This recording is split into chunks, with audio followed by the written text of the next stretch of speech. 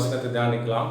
யோவான் எழுதின சுவிசேஷம் 13ஆம் அதிகாரம் 34ஆம் வசனம் சொல்கிறது, நீங்கள் ஒருவரில் ஒருவர் அன்பாயிருங்கள், நான் உங்களில் அன்பாயிருந்தது போல நீங்களும் ஒருவரில் அன்பாயிருங்கள் என்கிற புதிதான கட்டளை உங்களுக்கு கொடுக்கிறேன் என்று சொல்கிறார். பாருங்கள், ஆண்டவர் என்ன சொல்கிறார், ஒரு புதிய கட்டளை உங்களுக்கு தரேன் அப்படின்னு சொல்கிறார். என்ன கட்டளைன்னா, நான் உங்களிடத்தில் எப்படி அன்பு கூறணும் அதுபோல் நீங்களும் மற்றவர்களுக்கு அன்பு கூற வேண்டும் சொல்கிறார். அப்போ இது புதிய கட்டளைன்னு சொல்கிறாருன்னா, ஏற்கனவே இருந்த கட்டளை என்ன, அதுதான் நாம் நம்மிடத்தில் அன்பு கூறுவது போல பிறனிடத்தில் அன்பு கூற வேண்டும் என்றது தான் முதல்ல இருந்த கற்பனை. ஆனால் இந்த கற்பனை பாருங்கள், இந்த கற்பனை வந்து குறைவுள்ளதாக இருக்குது. எப்படி சொல்கிறதுனா, அந்த கற்பனை செய்கிற மனுஷன் குறைவுள்ளதாக இருக்கிறான். ஏனென்றால் அவனிடத்தில் அவன் எப்படி அன்பு கூறுறானோ அப்படிதான் பிறனிடத்தில் அன்பு கூறணும்னு சொல்லி அந்த கற்பனை சொல்லுது. அப்போ முதல்ல அவனிடத்திலே அவன் சரியாக அன்பு கூறலை. ஒரு மனுஷன் இப்போ நான் இருக்கிறேன், நான் என்னையே நான் ஒரு முழுமையாக ஒழுங்காக அன்பு கூற விதத்தில் அன்பு கூறுவதில்லை. என்னுடைய ஆவிக்குரிய காரியங்களோ சரி, என்னுடைய பொருளாதார காரியங்கள் சரீர காரியங்கள் குறித்தோ நானே ஒரு எப்படி என்னை பார்த்துக்கொள்ளணும் அப்படின்னு நான் பார்த்துக்கல. அப்படி முழுமை என்னை நான் அன்பு கூறுதில்லை. ஏதாவது ஒரு பொருள் வாங்குறதுக்கோ இவ்வளோ காசு கொடுத்து எதுக்கு வாங்கணும், இவ்வளோ செலவு எதுக்கு பண்ணணும், இதுக்காக இவ்வளோ எதுக்கு அப்படின்னு சொல்லி நமக்கே நம்ம முழுமையாக நம்ம அன்பு கூறாத போது மற்றவர்களுக்கும் நமக்கு எப்படி அன்பு கூறும் அப்படி தான் மற்றவர்கள் அன்பு கூறும். இவ்வளோ எதுக்கு அவங்களுக்கு, நானே அவ்வளோ செய்துக்கல அவங்களுக்கு எதுக்கு, எனக்கே அவ்வளோ செலவு பண்ணல அவங்களுக்கு எதுக்கு, நானே இப்படி அவங்களுக்கு எப்படி, அப்படி தான். அப்போ நான் வந்து என்னை எவ்வளோ அன்பு கூறுறோம் அந்த அளவுக்கு தான் மற்ற அன்பு கூறுறேன். அப்போ நான் என்னை அன்பு கூறுவது குறைவாக இருக்கிறது அப்படி தான் சொல்கிறேன். அதான் சொல்கிறேன். ஆகவே இந்த நான் எண்ணத்தில் அன்பு கூறுவது போல பிற அன்பு கூறுவது அதில் குறைவு. ஓரளவுக்கு சுத்தமாக அன்பு கூறாமல் வாழ்கிறது பார்க்கலும் நம்மிடத்தில் நாம் அன்பு கூறுவது போல பிறத்தை அன்பு கூறுவது ஓரளவுக்கு மேலான கற்பனை. ஆனால் கிறிஸ்து நம்மிடத்தில் அன்பு கூறுவது போல நாம் பிறத்தை அன்பு கூறுவது என்பது தெய்வீக அன்பாக இருக்கிறது. அது மனிதத்தில் காணப்படாத அன்பாக இருக்கிறது. ஆக இந்த அன்பை பெற்றுக்கொள்ள தேவனுடைய ஆவியான உதவி தேவை. அதாவது இந்த அன்பு மனுஷனாக இந்த அன்பை கூற முடியாது. ஆகவே இந்த அன்பு யாருக்கு உண்டா இருக்குதுன்னா, இயேசு யார் விசுவாசிக்கிறார்களோ அவர்களுக்கு தான் இந்த அன்பு உண்டா இருக்கிறது. அப்போ பாருங்க, இயேசுவை நாம் விசுவாசிக்கும் பொழுது, என்றைக்கு இயேசுவை நம்ம ரட்சகர் ஆண்டவரை எடுத்துக்கொள்ளுமோ அன்றைக்கு இயேசு நமக்குள்ளே வரும்போது அந்த அன்பு உண்டா. இயேசு எப்படி வருகிறார், பரிசுத்தாவின் மூலமாக தான் அவர் வருகிறார். அதனால தான் யோவான் சுவிசேஷர் சொல்கிறாரு, நாம் அவருக்கு அன்பு கூர்ந்ததுனால அல்ல, முந்தி அவர் எண்ணத்தில் அன்பு கூர்ந்தால் அன்பு உண்டா இருக்குது. எப்படி அன்பு நமக்கு உண்டாச்சு, குமாரனை தேவன் கொடுத்தால அதுதான் அன்பு. அந்த குமாரன் தான் அன்பு. அந்த குமாரனை பெற்றுக்கொள்ளும் போது தான் நமக்குள்ள அன்பு வருகிறது. அது எப்படி வருகிறது, பரிசுத்தாவின் மூலமாக தான் வருகிறது. ரோமர் 5 சொல்லலாம், பரிசுத்தாவின் மூலமாக தேவ அன்பு நம்முடைய இருதயம் ஊற்றப்படாதான் இயேசு கிறிஸ்து ஆவியான மூலமாக எல்லா இடத்துலையும் திரியேதன் இருக்கிறார். ஆவியான அங்கே இயேசு இருக்கிறார், அப்படிதான் இருக்கிறார். திரியேதன் ஒரே இடத்துல ஒரே தேவன் 3 ஆத்மத்துவம் செயல்படுறார். அப்போது இயேசுவை நாம் விசுவாசம் ஆவியான மூலமாய் அந்த அன்பு நமக்குள்ள ஊற்றப்பட்டு இந்த ஆவி மனிதன் அங்கே ரட்சிக்கப்படுகிறான், புது சிருஷ்டியாகிறான். அங்கே தேவன் வந்து வாசிக்கிறார். அதனால இது தேவனுடைய ஆலயமாக. அப்போ அன்பு நமக்குள்ளே இருக்குது, உள்ளான மனிதனை வந்து வாசம் செய்கிறார். அந்த அன்பு வந்து நமக்கு வந்திருக்கிறது. இப்போ இந்த அன்பு எப்படிப்பட்டது பாருங்க, இந்த அன்பு தெய்வீகமானது. இந்த அன்பை இயேசு வெளிப்படுத்தியிருக்கிறார். இயேசு தான் இந்த அன்பை நமக்கு பூமியிலே இயேசு அன்பு. அதனால தான் நான் எப்படி அன்பு கூறுறேன் அப்படி நீங்கள் அன்பு கூறுன்னு சொல்கிறார். எப்படின்னா, அவர் தேவனுக்கு சமமாக இருப்பதை கொள்ளையடைய போடலாம். பிலிப்பில் 2ஆம் அதிகாரத்தில் பவுல் சொல்கிறார், எப்படி தேவன் நம்ம அன்பு கூர்ந்தார், தேவனுக்கு சமமாக இருப்பதை கொள்ளையாடல பொருளாக எண்ணாமல் தம்மைத்தான் எடுத்து அடிமன்றம் எடுத்து மனுஷாயலானாராம்.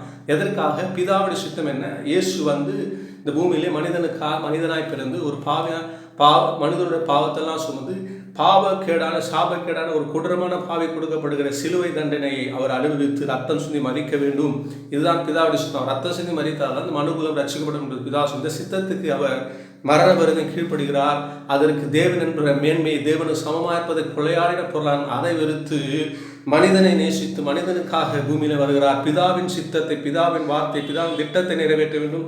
இந்த உலகமே நான் இதை செய்வதனால் ரசிக்கப்படும் போது என்கிற அந்த நோக்கத்தோடு, அந்த பரமசித்தத்தோடு வந்து அதற்காக கடவுள் என்பதை தொடர்ந்து மனிதனை அவதரித்து ஒரு மனிதனை ரட்சிக்க, அந்த மனிதனுக்காக எப்படி என்ன செய்யணுமோ அதை செய்கிறார். மனுஷனாய் மாறிதான் ரத்தம் சிந்தணும், மறிக்கணும், பாடுபடணும், இதெல்லாம் செய்யணும்னு சொல்லி அதை மறந்து அதை செய்ய முடியாத பூமியிலே மனிதனை வருகிறார். 33 வருஷம் வாழ்ந்த நியாயப்பிரமாண சொல்லலாம் கரெக்டாக கை கொண்டு சிலுவையிலே ஆவியிலே போராடுகிறார். கெத்செமனே தோட்டத்திலே சரீரத்திலே பாடுகள், அடிகள், வேதனை, காயங்கள், மனப்போராட்டம், சுற்றியிரு மனுஷன், ஏளனங்கள், பரியாசம், மனப்புறம், இப்படி ஆத்மா போராடி 6 மணி நேரம் சிலுவையில் தொங்கி இப்படி ஜீவனை விட்டு இப்படி இந்த உலகத்தை ரட்சிக்க முடியாத தன் ஜீவனை கொடுத்தாரே, இது அந்த தெய்வீக அன்பு. இப்படி அவர் தம்மையை வெறுத்து அடிவெடு விடுத்து சிலுவை மரணம் வந்து கீழ்ப்படிந்தனாலே பிதா அவரை தம்முடைய ஆவியின் மூலம் உயிரோடே எல்லா நாமத்துக்கு மேலான நாமத்தை தந்து அவர் வலது பாரத்தை விற்க செய்திருக்கிறார். இப்படிதான் அன்பு கூற வேண்டும் சொல்லி பவுல் அங்கே பிலிப்பியர் 2 கிறிஸ்தேசுவிலிருந்து இந்த சிந்தை உங்களுக்கு இருப்பதாக நீங்கள் ஒரு விதத்தில் அன்பு கூறும். அந்த பிலிப்பியர் 2 மூலமே கிறிஸ்துவ ஒப்பிட்டு எப்படி நாம் அன்பு கூறணும்னு சொல்லி தான் அங்கே அவர் சொல்றார். அப்போ இந்த தெய்வீக அன்பு எப்படிப்பட்டது, கிறிஸ்து வெளிப்படுத்த தெய்வீகம் எப்படிப்பட்டது என்பதை 1 Corinthians 13 வெளிப்படுத்திப்பாங்க. அன்பு நீடிய சாந்தமும் தயவு உள்ளது, அன்புக்கு பொறாமை இல்லை, அன்பு தன்னை புகழாது, இருமாப்பாயிராது, அயோக்கியமானது செய்யாது, தற்பொழிவை நாடாது, சினமடையாது, தீங்கு நினையாது, அநியாயத்தில் சந்தோஷப்படாமல் சத்தியத்தில் சந்தோஷப்படும், சகலத்தையும் தாங்கும், சகலத்தையும் சகிக்கும், சகலத்தையும் நம்பும், சகலத்தையும் விசுவாசிக்கும். எல்லாமே ஓய்ந்து போன்ற அந்நிய பாஷை ஓய்ந்து போகும், திருகரசங்கள் ஒழிந்து போகும், எல்லாமே வரங்கள் எல்லாம் ஒழிந்து போகும். ஆனால் நிறைவானது வரும்போது குறைவானதெல்லாம் இதெல்லாம் குறைவுள்ளது, அன்பு தான் நிறைவுள்ளது. அந்த தெய்வீக அன்பு நமக்குள்ளே வரும்பொழுது, அந்த அன்பு வரும்போது நமக்குள்ள இருக்கிற குறைகள் ஒழிந்து போகும்.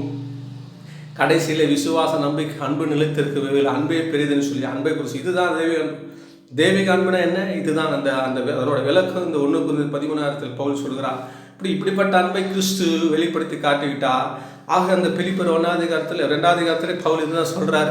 நீங்கள் கிறிஸ்துவுக்குள்ளே ரட்சிக்கப்பட்ட தேவனுடைய பிள்ளைகளாக இருக்குன்னா கிறிஸ்துவினால் யாதொரு ஆறுதலும் உண்டாயிருக்கிறதா, அவருடைய அன்பினால் யாதொரு தேர்தல் உண்டாயிருக்கிறதா, ஆவினால் யாதொரு ஐக்கியம் உண்டாயிருக்கிறதா, அப்போ நீங்கள் ஏக சிந்தையா ஏக அன்பா இசைந்த ஆத்மாங்களா எல்லாரும் ஒன்றையே சிந்தித்து என்னுடைய சந்தோஷம் நிர்வாகங்க பவுல் சொல்கிறார் விசுவாசிகளை பார்த்து. அதுபோல நாம் அந்த கிறிஸ்துவை ரட்சிக்கப்பட்ட தேவனுடைய பிள்ளையா இருக்கிறோம்னா இப்படிப்பட்ட அவருடைய அன்பினால நம்ம நிரப்பப்பட்டு ஒன்றையும் வாதினாலும் வீண் பெருமினால் செய்யாமல் மனத்தாழ்மையினாலே மற்றவர்களை மேன்மையான பிறனுக்கான நோக்கணும். கிறிஸ்து இயேசுவில் இருந்த சிந்தையை நமக்கு இருக்கணும். இப்படிதான் மற்றவர் கிறிஸ்து எப்படி நம்மளை அன்பு கூர்ந்தார் அப்படிதான் நம்ம பிறர் அன்பு கூர்ந்து தான் பார்க்குறோம். இப்போ கிறிஸ்துவில் இருந்த சிந்தை என்ன, மற்றவர்களை மேன்மையானது, பிறருக்காக நோக்கி நம்மை மேன்மையானி நம்மை ரட்சிக்க வேணும்னு சொல்லி அவர் வந்தார். அதுபோல் மற்றவர்கள் நன்மை செய்யும் போது மற்றவர்களை மேன்மையானி செய்ய வேண்டும். இந்த செய்யும் மொழி இந்த ரட்சிப்பு நிறைவே நம்ம எதுக்கு ரட்சிக்கணும், அதை நிறைவேற நாம் பிரயாசப்படும் போது தேவனே நமக்குள்ள விருப்பத்தை செய்ய உண்டாக்குறாரு. இந்த இடத்துல தான் அவர் சொல்றார். அப்போ அவர் தர அந்த விருப்பத்தை கொண்டு நம்ம ரட்சிப்பு நிறைவேற பிரயாசப்படும் போது அந்த ஜீவ வசனத்தை பிடித்துக்கணும். இயேசு கிறிஸ்துவை குறித்து வேத வசனம் இயேசு எப்படி அன்பு கூர்ந்தார், இயேசு எப்படி நம்மிடத்து அன்பு கூர்ந்தார் என்ற அந்த அன்பை இந்த வேத வசனத்தின் மூலமாக கண்ணாடியில் பார்க்கறது போல பார்த்து நம்ம அந்த சாயலாக மறுரூபமாக்கப்படுவோம். அப்போ அந்த ஜீவ வசனத்தை நாம் பிடித்து கொள்ளும் போது அந்த கண்ணாடியிலே இயேசுவை நாம் பார்க்க, இயேசு எப்படி நம்மை அன்பு கூர்ந்தார் என்பதை பார்க்க நாமும் அவரை போல மற்றவர்களுக்கு அன்பு கூற முடியும். இந்த ஜீவவசனத்தை பிடித்து கொண்டு சுடர்களாய் பிரகாசிங்க அப்படின்னு சொல்றார். கோணலும் மாறுபாடான இந்த சந்ததி நடுவில் நீங்கள் குற்றமற்றம் கபடற்ற மாசற்ற பிள்ளைகளாக இருக்கக்கூடிய எல்லாவற்றையும் முறுமுறுப்பெல்லாம் தர்க்கமில்லாமல் செய்ய சொல்ல. அந்த பிலிப்பியர் 2 கிறிஸ்து எப்படி நம்மை அன்பு கூர்ந்தார் சொல்றாரு. அதே மூலமாய் அதை வைத்து நாமும் எப்படி மற்றவர்களுக்கு அன்பு கூற வேண்டும் என்று சொல்றார். அப்போ கிறிஸ்து எப்படி தன்னை மறந்து தன்னுடைய மேன்மை எல்லாவற்றையும் மறந்து மனிதனுக்கா என்ன செய்யணும், அவனை ரட்சிக்க நான் என்ன செய்யணுமோ அதை செய்ய முடியாது. அது அவதாரம் எடுத்து மனிதனாய் வந்து பாடுபட்டு ரத்தம் சிந்தி மறித்தாதான் அவன் ரட்சிக்கணுமா அதை செய்தான். அப்போ நாம பிற மனுஷனுக்கு அன்பு கூற நாம் என்ன செய்யணுமோ, என்ன சாயல் எடுக்கணும், என்ன ரூபம் எடுக்கணுமோ, பணிவிடைக்காரனா ஒரு இடத்துல சுவிசேஷம் சொல்றார். பணிவிடைக்காரனா இருக்கணும், வேலைக்காரனா இருக்கணும். நான் அவரே ஊழியம் கொள்ளும்படியாக வர ஊழியம் செய்யும்படியாக வந்தேன். அதாவது வேலை வாங்க முடியாது வரல, வேலை செய்யும்படியாக வந்தேன் அப்படின்னு சொல்றார். அப்போ மற்றவர்கள் பணிவிடை செய்ய, வேலை செய்ய முடியாது, உதவி செய்ய முடியாது, மற்ற என்ன நற்கிருஷ்ணம் அதை செய்ய அந்த சாயலாக அந்த ரூபமாக நம்மை திங்க் பண்ணி கொள்ளணும். அந்த கிறிஸ்து இந்த சிந்தை அதுதான். அப்படி நம்ம செய்யும்போது நாமும் கிறிஸ்து நம்ம இடத்துல அன்பு கூர்ந்து போல பிறகு நாமும் அன்பு கூறுவோம். பாருங்க, இந்த வார்த்தை பிரசங்கிக்கிறான், இதை நான் கரெக்டாக செய்துட்டேன்னு சொல்ல இந்த வார்த்தை தியானிக்கும் கர்த்தர் இடத்துல என்ன வெளிப்படுத்தினாரோ அதுதான் மற்ற. நானும் இந்த வார்த்தையை கை கொள்ளணும், நானும் பர்ஃபெக்ட் இல்லை, நானும் மற்ற இடத்துல கிறிஸ்து என்னத்தை அன்பு கூறுறது போல தான் பிற இடத்துல அன்பு கூற வேணும். நாம் அன்பில் குறைவலாக இருக்கிறோம், ஆனால் தேவனோடு ஐக்கியம் கொள்ளும், அன்பான தேவனோடு ஐக்கியம் கொள்ளும்போது அந்த அன்பு அந்த சாயலை நாமும் தரித்துக் கொள்வோம். வேத வசனம் மூலமாக அந்த தேவனோடு ஐக்கியம் கொள்ளும்போது அந்த சாயலை நாம் தரித்து கொண்டு நாமும் அந்த அன்பை பிறருக்கு செலுத்த கர்த்தர் எனக்கும் சரி இந்த வார்த்தை கேட்குற உங்களுக்கும் இப்படி அன்பு கூற கிருபை செய்வாராக. கர்த்தாமே உங்களை